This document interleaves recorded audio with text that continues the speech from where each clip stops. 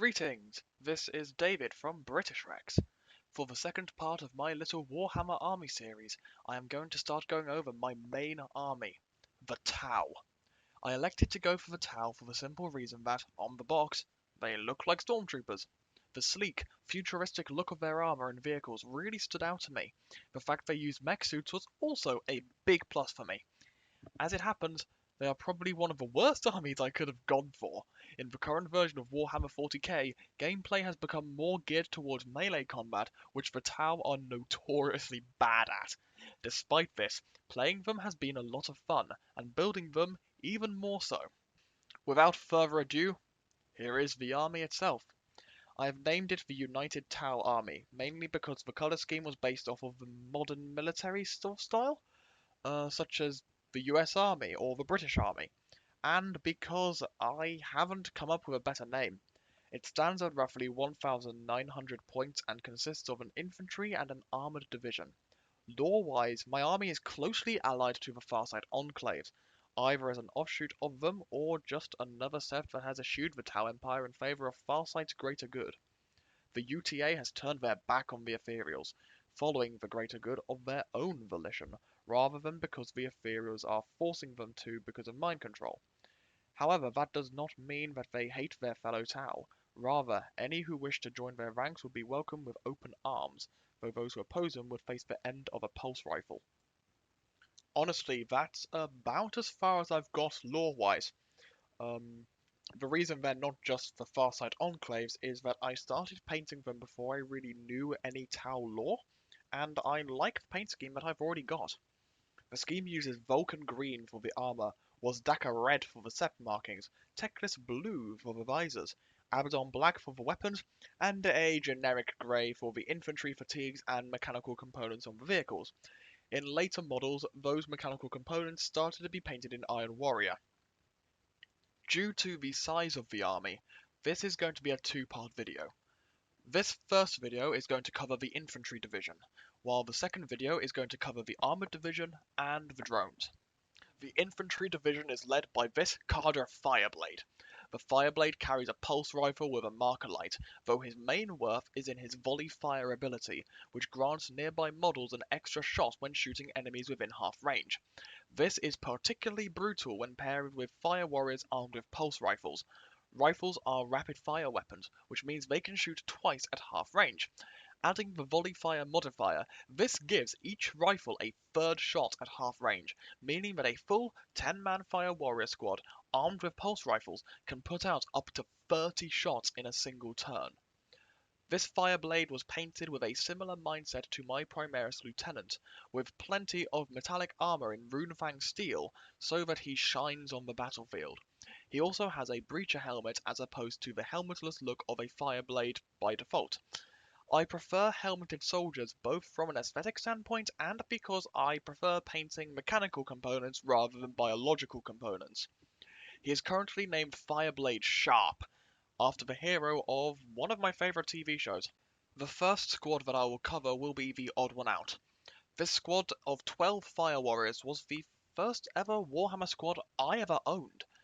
I bought them second hand off eBay and liked the paint job they already had, so I elected to leave them as they are. Lore-wise, I explained them as a squad from another army currently attached to the UTA. They also have two drones in the same colour scheme, which will be pointed out in the drone section of the next video. The next squad is a 10-man breacher squad.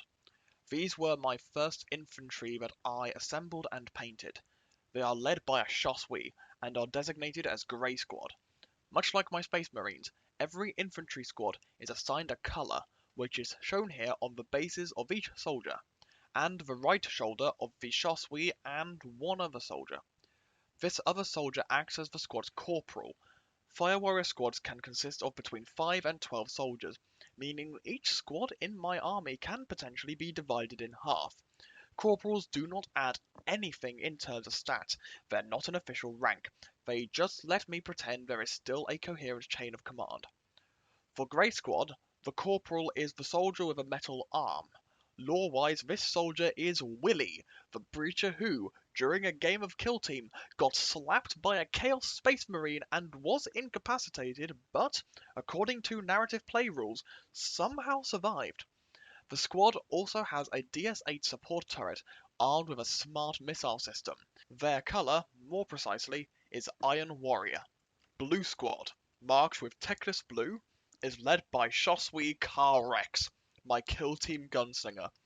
Guess who I based him off of? His model has 2 pistols, as in Kill Team there is a rule quirk which allows a Shosui to carry 2 pistols. In regular 40k, one of these pistols is proxied for a pulse carbine. The rest of the squad are armed with pulse rifles. This squad also has a DS-8 support turret, though this time it just has a regular missile pod. Yellow Squad, marked in Avalanche Sunset, is much the same as Blue Squad, though instead of a gunslinger or a carbine, the Shosui here has a regular pulse rifle. This squad's DS-8 has a smart missile system. I usually pair this squad with the Fireblade to maximise the number of pulse rifles. Any unit within 15 inches on the board is going to take 30 pulse rifle shots, making this unit a particularly nasty one to face. Green Squad, marked in Lauren Forest, is my first Pathfinder team. Most of the squad carry pulse carbines equipped with marker lights, while the Shosui carries an additional pulse pistol. Marker lights are a particularly useful tool in the Tau arsenal. Enemy units can be tagged with marker lights, providing friendly units with buffs when shooting said enemy units. These are based off of the number of marker light tags and range from rerolling hit rolls of 1 to ignoring cover. And they stack. The squad also has 3 gunners, 1 with an ion rifle and 2 with rail rifles, and the squad is also normally accompanied by one of my 2 recon drones. The recon drones will be covered with the other drones. My second Pathfinder team are a tad different. Lore-wise, this is the experimental drone recon unit. Each Pathfinder is an advanced humanoid drone, as opposed to a Tau soldier. They were created as a robotic supplement to the regular infantry, in an attempt to make up for a lack of manpower. They are slightly kit-bashed, as the majority of them have breacher heads instead of regular Pathfinder heads, the exception to this being their Shosui, who has a broadside battlesuit head. Battlesuit heads aren't much larger than regular infantry heads, and I had a spare, so the modification actually worked. Stat-wise, they are just a regular Pathfinder team, though they do have 3 rail rifles, giving them a potent amount of firepower. They are based with Iron Warrior, their helmets and torso plates brightened with Runefang steel, and the shoulder pads are done in Balthasar gold followed by Auric armor. Their squad colour is Vulcan green.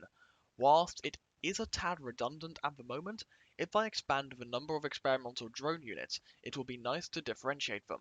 Also, their visors were painted with Wazdaka red, giving them a more sinister look, just in case I wanted to use them as bad guys in some sort of robot uprising.